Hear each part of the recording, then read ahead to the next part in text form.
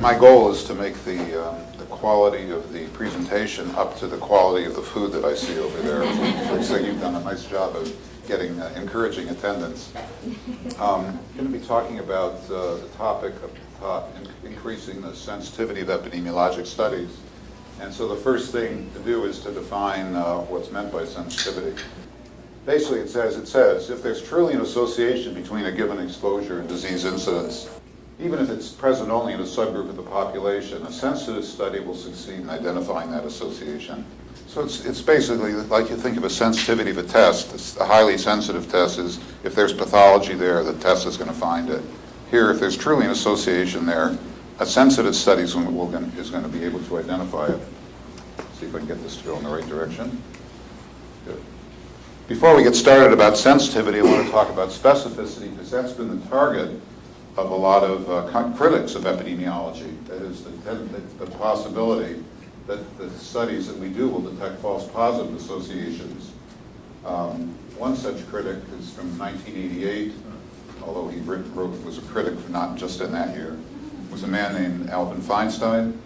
And in Science, it was a very prominently read journal, he was quite critical. He said, uncertain about how to distinguish the many false alarms from the few that may be true, the public and non-epidemiologic scientists are confronted by evidence that's peer group approved, but scientifically inadequate. Pretty damning.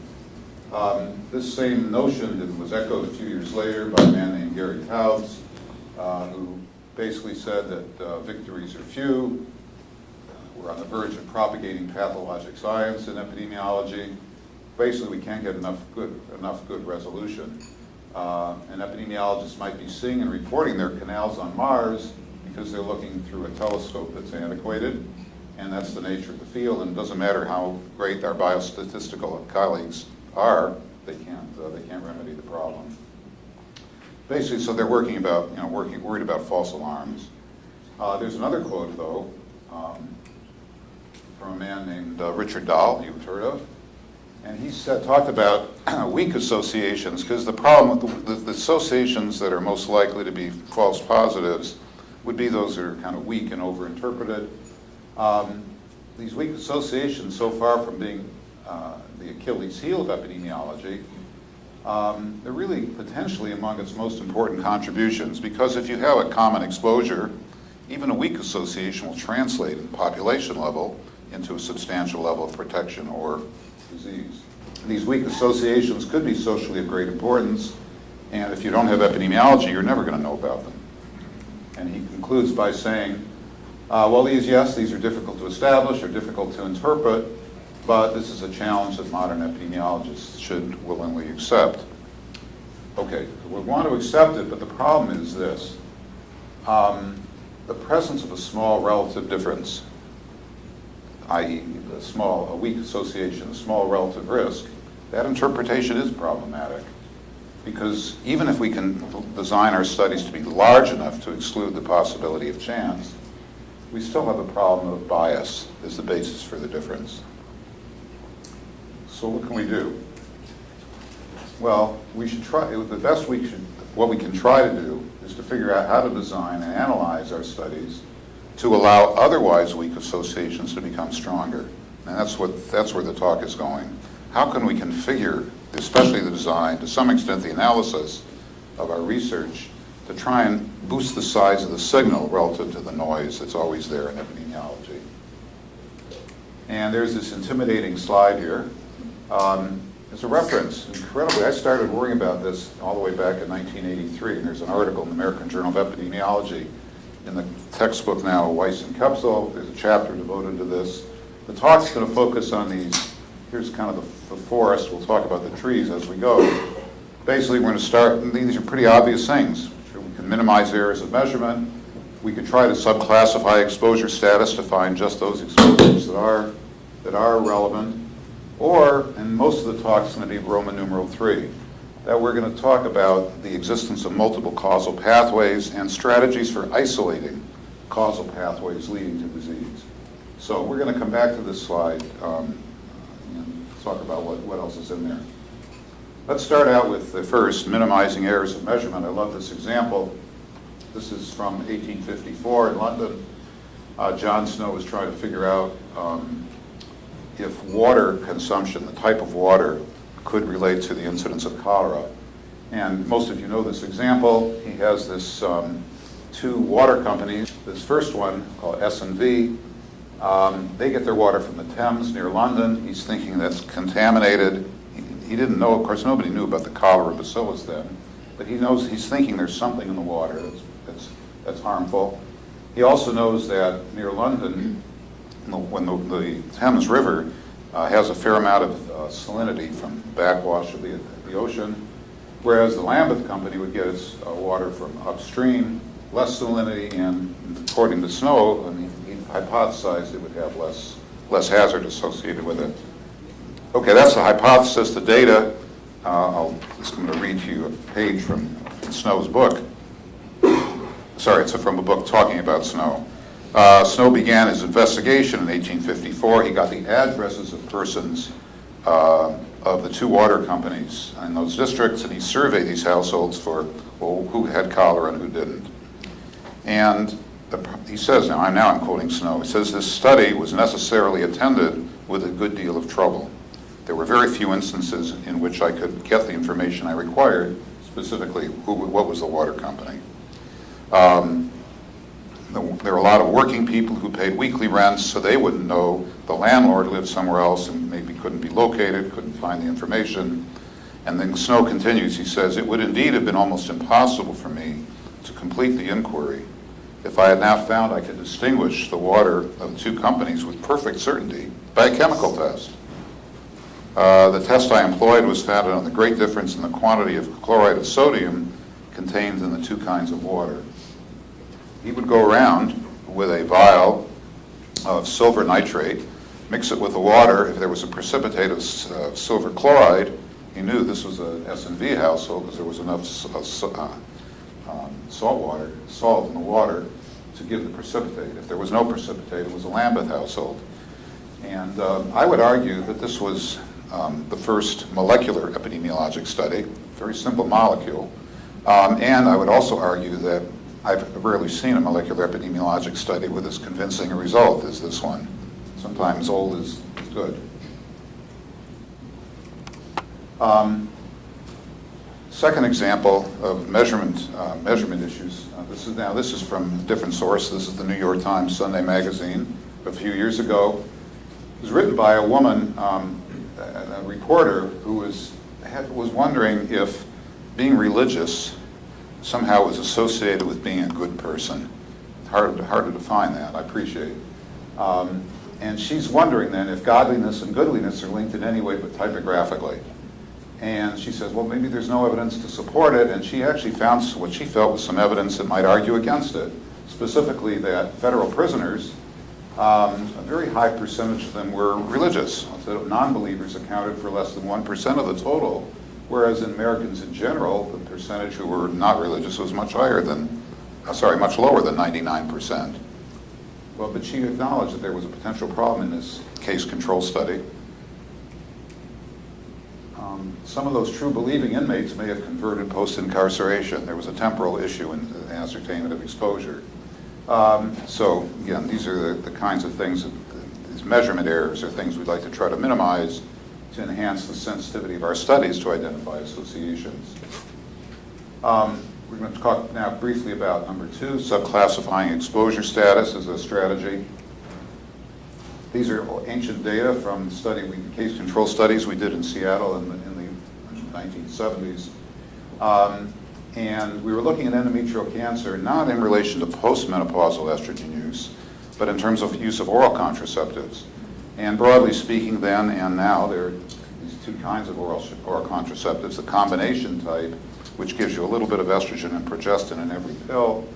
And for that type, there was a reduction, smaller percentage of cases, 17 out of 110, than control, 76 out of 249, and gave you an odds ratio, a relative risk of 0.5, suggesting a reduced risk. In contrast, there's the other type of oral contraceptives are sequential agents, and within them, one of the brands was Orcon. Orcon had a very high level of estrogen and a very weak progestin. And as you can see here, the proportion of cases who used it, there's 6 out of 110 plus, was smaller than the controls, 8 out of almost 400. And so for the use of Orcon, the odds ratio was 7.3. The point being that unless you ascertain not just the fact of oral contraceptive use, but the type of oral contraceptive that was used, you would never be able to uncover any of these subtleties that are present. So now we're going to go to the meat of the talk, Roman numeral 3, talking about the existence of other causal pathways. And we're going to the issue of assessing the determinants of the causal exposure itself. But first, let's talk about what the problem is with causal pathways. Obviously, almost every disease can be caused in different ways. Cigarette smoking is a very big cause of lung cancer, but you can get lung cancer if you don't smoke through exposure to various chemical agents in an occupational setting, let's say.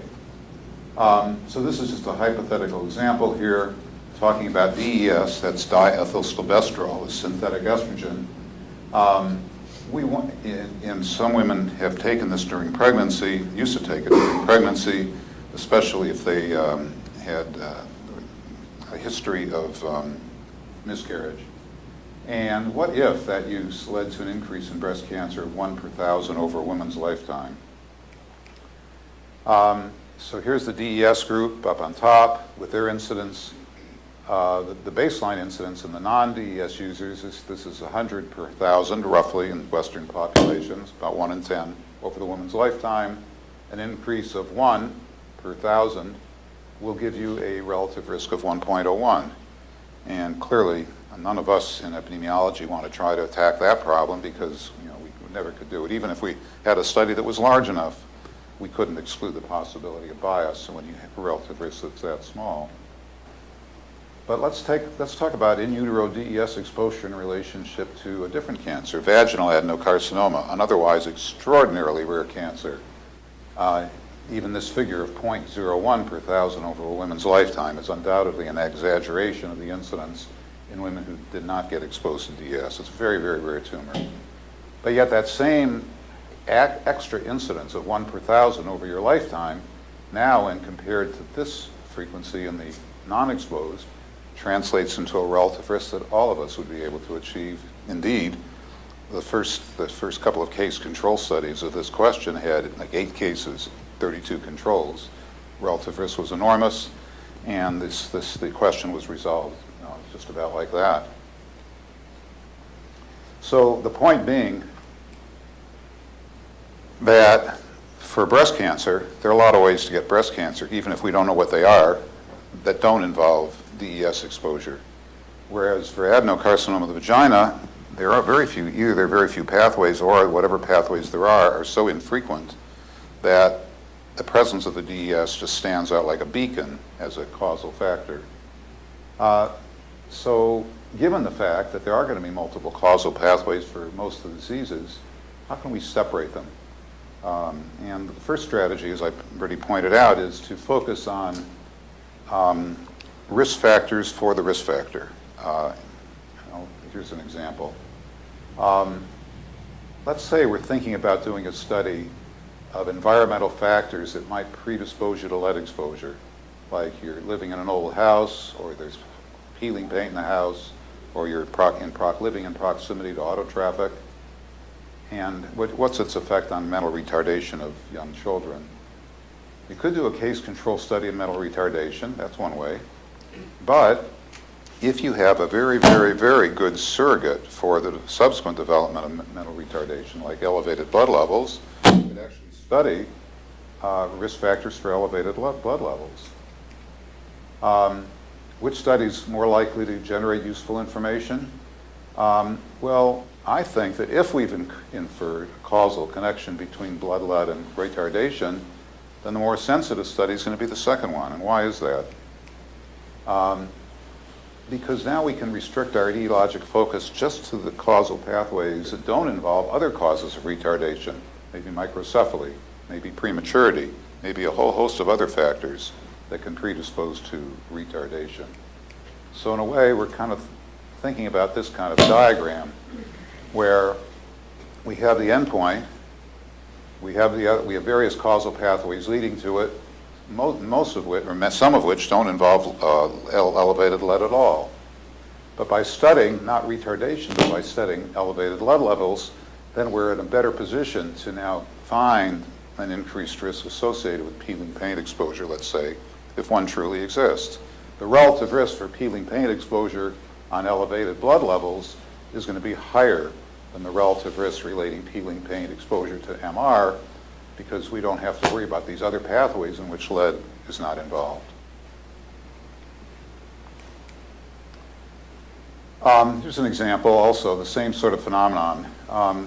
People were wondering if the immunization program against hepatitis B infection that was initiated in Taiwan in the 1980s, in the wake of discovery of the etiologic connection between hepatitis B infection and liver cancer, if that immunization campaign was going to be successful. And of course, they started by looking to see if it had an impact on the prevalence of infection with hepatitis B as measured by the presence in the serum of antibody to hepatitis surface antigen. So anyway, this is a little bit confusing, but the red line is a survey done of children in Taiwan in 1994. And as you get up to age 1 to 8, all of those children were born late enough to have been immunized against hepatitis B. And only the ones who were 11 or 12, they might have been immunized too soon.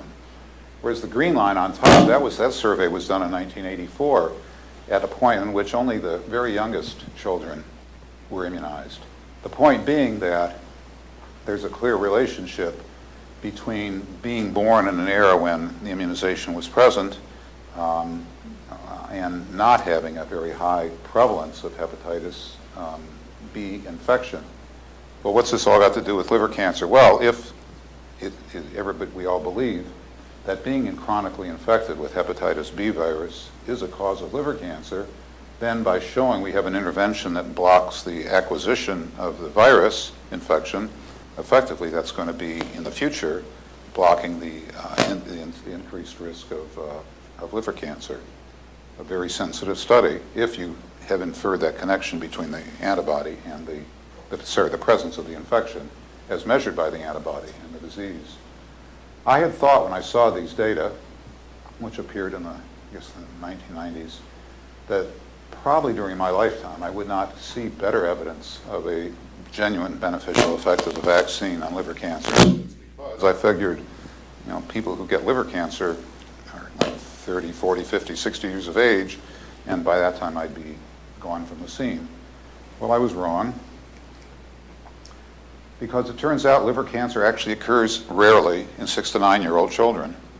And so there were data came fairly quickly on the heels of the slide I just showed you before, showing that if you were in the pre-vaccination cohort back before the vaccination, and you had this tiny incidence of 5.2, that tiny incidence was cut by a factor of 4 in the post-vaccination cohort. So this is just some extra evidence that surprised me, so thought I'd present it. But the point is still valid at the previous slide to me. This is still good evidence of the genuine benefit. Let's talk about 3B. It says analyze separately classes of diseased individuals that differ according to one or more features of their disease.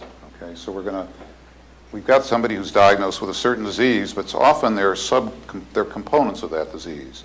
And occasionally, etiologic factors will differ depending on which component it is. And if we can exploit that, we should try to do so. And I'll give you a couple of examples. Here's a Kaiser example. Not Portland Kaiser, but close enough. And it's a Northern California Kaiser, where they did a case control study in which, for people with stomach cancer, they could get serology and measure whether they had H. pylori infection or not. I'm not sure if this was a case control study where they had to get specimens in the people after they had cancer, or it's taking advantage of the fact that in Kaiser in Northern California, they had some people on whom specimens had been obtained, blood specimens had been obtained in the past. In any case, And they had a group of controls, people without stomach cancer. The controls aren't showing up on this slide, only indirectly in terms of the odds ratios. Well, as you can see here, most of the people with stomach cancer had cancer of the stomach itself, but there was a smaller proportion whose lesion occurred close to the esophagus, and the tissue there is a little bit different. And they looked to see, and indeed, the proportion who were infected with H. pylori was higher in the stomach per se group, and relative to the controls, that's led to a 3.6-fold increase in risk, the 3.6 odds ratio. Whereas the prevalence in the controls is probably not far from 63%, leading to almost no association in this group.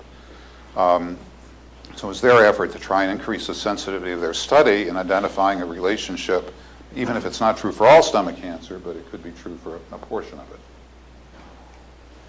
This approach is widely used in infectious disease,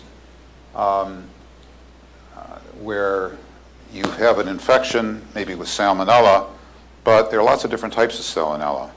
And if you can identify, let's say in an outbreak, which subtype of salmonella it is, and focus just on that, and don't contaminate your study with other salmonellas that may not be related to the particular exposure that led to the occurrence of those with a particular serotype, then you can enhance the sensitivity of the study.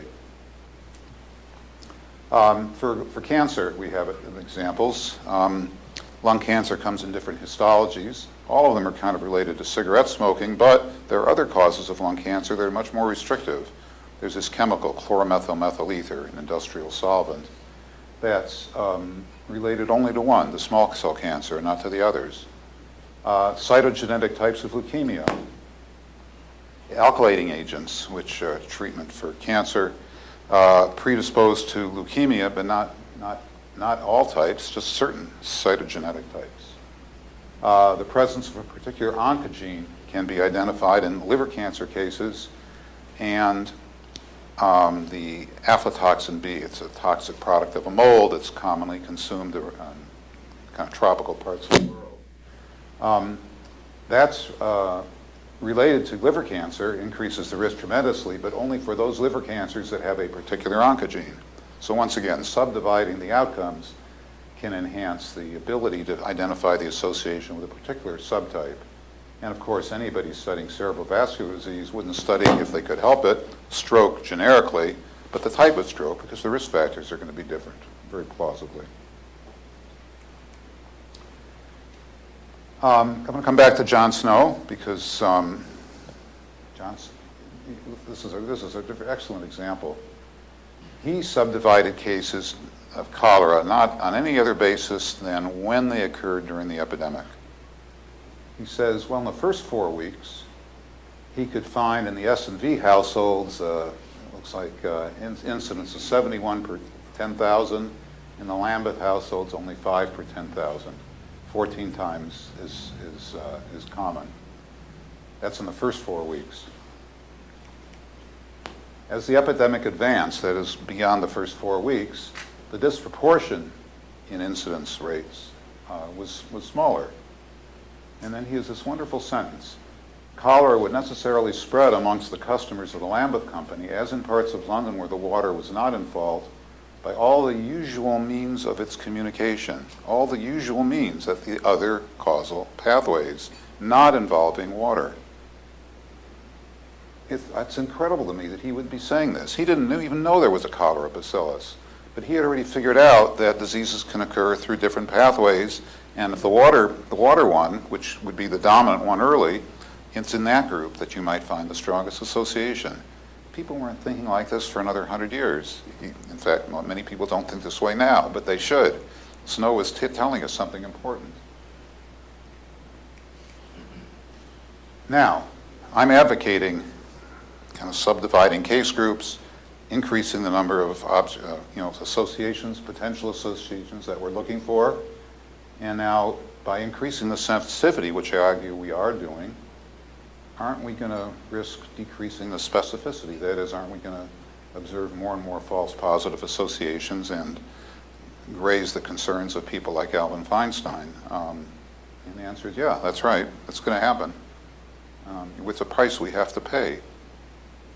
I'm going to give you an example of I bet I could pick, there are many, many, many examples of a false, spurious associations. This is in one of the early studies of this CYP17 gene in relation to breast cancer. There was some reason to believe that a certain genotype for this locus could be associated with an altered risk if you carry this A2 allele. And indeed, in this case control study of breast cancer, if you focused on just that subgroup with regional metastatic disease, okay, the subgroup, like I'm saying, it's good to look, they found a 2.45-fold increase in the study, and then conclude it may be a biomarker for advanced breast cancer risk. Now, this is the abstract of the article. Notice you don't see the odds ratio for all breast cancer. They're just going right to this subgroup for which there was no particular reason ahead of time to focus. And here are the data, and there's the 2.5. But if you notice, the overall is only 1.3. The confidence interval is kind of wide, localized, odds ratio only 1.1. So in my mind, it was fine to take a look, but to focus your whole presentation on this one finding is really misrepresenting the story. It's kind of biased reporting in a way. After this, there were about 10 other studies, the same question. None of them found this. All of them found more like the 1.1 or the 1.3. It was, in retrospect, almost certainly a false positive result. Again, doesn't mean you shouldn't look aggressively, but you should interpret a lot more cautiously.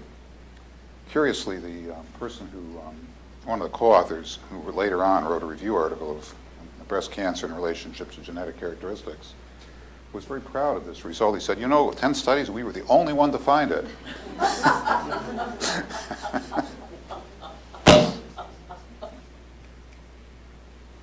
Those of you who've taken class with me would have seen this already, well, probably more than once. Yes, you should explore the data thoroughly, but the interpretation, when you find apparent associations in a subgroup only, should be interpreted really carefully. What you're looking for the real thing is a difference that's really big, of course, based on a large number of subjects, so it's not too statistically imprecise an association, and for which there's a plausible explanation.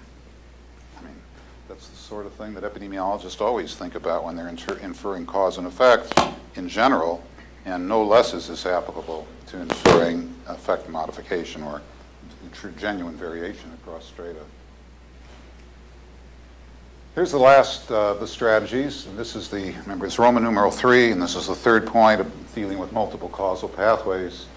And this says, analyze separately the subjects in whom another risk factor for the disease was or wasn't present, basically looking now for effect modification if it exists. So here's an example. We know that use of a sulfa drug can predispose you to hemolytic anemia, but it's particularly in persons who are genetically incapable of metabolizing this properly, people who are deficient for G6PD, glucose-6-phosphate dehydrogenase. In them, the association with sulfa drugs is a lot above 1, but in everybody where you've got a lot of people without this, most people don't have that deficiency. There are other causes of hemolytic anemia, so the overall association in everybody is going to be, there, but not nearly so large. Now here's a situation where you have the drug interacting with the other factor. But let's take a look at I think we're coming back to mental retardation, where we have just the opposite going on. Here, the association with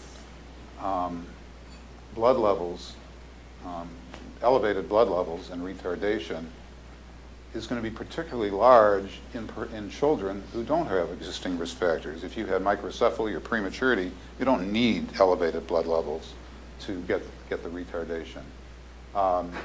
So the association, and the data support this in the studies that have looked at it in this way, the association with elevated lead levels is a lot above 1 in children who don't have the other risk factors, but in everyone where you've got these, you have not excluded the other causal pathways leading to retardation, the association isn't as strong.